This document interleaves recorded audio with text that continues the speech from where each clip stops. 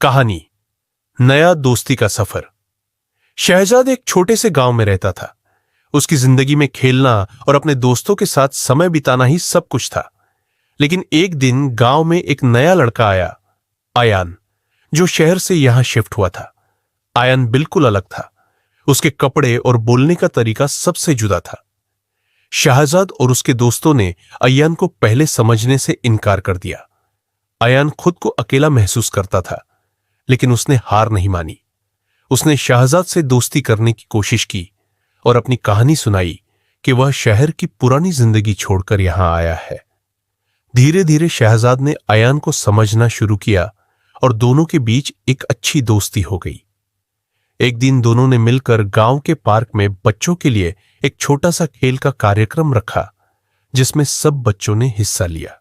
वहां सबने मिलकर खूब खेला और मजे किए। शहजाद और अयान की दोस्ती इतनी गहरी हो गई कि गांव के बच्चे उन्हें मिसाल मानने लगे।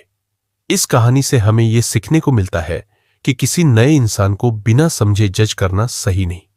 दोस्ती और समझदारी से हर चीज बेहतर हो सकती है।